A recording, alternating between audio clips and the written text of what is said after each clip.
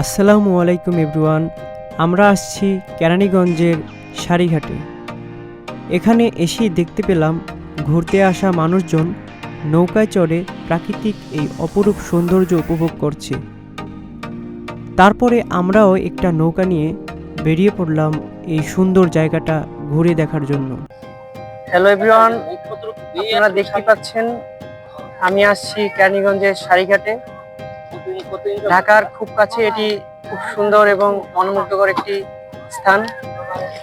এই জায়গাটা আমরা এখন ঘুরে দেখতেছি।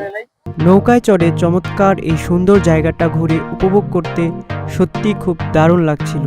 আমরা আছি এখন সারিঘাটের সেই বিলে। এখানে পানি খুবই খুবই ঠান্ডা পানি। এখানে মানুষজন গোসল করার জন্য আসে। ভাইয়া, এখানে কি গোসল করার জন্য আসছেন নাকি?